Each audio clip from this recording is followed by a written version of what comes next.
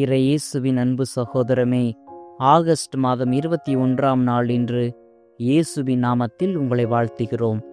ஆண்டவராகிய இயேசு கிறிஸ்துவின் அருளும் கடவுளின் அன்பும் தூய ஆவியாரின் நட்புறவும் உங்களோடு எந்நாளும் இருந்து பாதுகாப்பதாக. இதோ இன்று நமது தாயாம் திரு அவையோடு இணைந்து நாம் அனைவரும் திருத்தந்தை புனிதர் 10ஆம் பயஸ் என்பவரை நினைவு கூறுகின்றோம். யார் இந்த 10ஆம் பயஸ்? அப்படி என்னதான் செய்துவிட்டார் தனது வாழ்க்கையில்? வாருங்கள் பார்ப்போம்.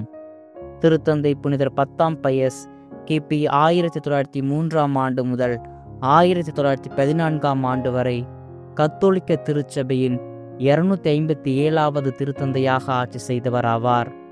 இவர் திருச்சபையின் கொள்கைகளுக்கு நவீனத்துவ விளக்கங்கள் அளிப்பதை எதிர்த்தார்.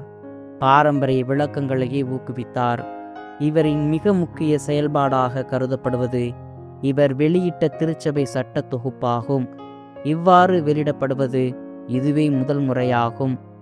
இவர் கிறிஸ்தவ ஒழுக்கங்களை தனி மனித வாழ்விலும் கடைபிடிப்பதில் ஊக்குவித்தார்.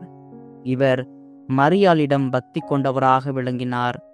இவர் தனது சுற்றறிக்கையில் மரியாளின் வழியாக கிறிஸ்துவில் யாவற்றையும் புதுப்படைப்பாக்க என்னும் தனது விருப்பத்தை வெளிப்படுத்தினார். நற்கருணையை அடிக்கடி பெற சிறுவர்களை ஊக்குவித்தார். கிரகோரியன் பாடல்கள் மற்றும் குருத்துவ கல்வியில் சீர்திருத்தம் செய்தார். ஏழ்மை மற்றும் எளிமையான வாழ்க்கையை கடைபிடித்தார். 1908இல் மெசினா நிலநடுக்கத்தில் பாதிக்கப்பட்டவர்களுக்கு உடனடியாக உதவி செய்தார்.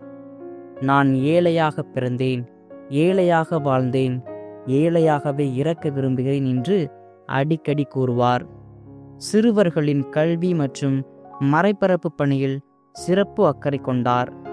1913இல் மாரடைப்பால் உடல் நலம் குன்றினார். 1914இல் விண்ணேற்பு அன்னை திருவிழா அன்று இவர் திரும்பவும் நோய்வாய்ப்பட்டார்.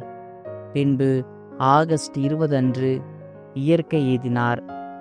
நான் ஏழையாக பிறந்தேன், ஏழையாக வாழ்ந்தேன், ஏழையாகவே இறக்க விரும்புகிறேன் என்று தனது வாழ்நாள் முழுவதும் ஏழ்மையாக வாழ்ந்த இப்புனிதரை கொண்டாடும் நாம் இவரை போல் ஏழ்மையான வாழ்வை விரும்புபவர்களாக வாழ இப்புனிதரின் பரிந்துரை ஜெபத்தை நாடி நாள்தோறும் நன்மை செய்வோம், இறையாசில் பெறுவோம். மேலும் மீண்டும் நாளை ஒரு புனிதரின் வரலாற்று பாதையில் சந்திப்போம். கடவுள் என்றும் நம்மோடு.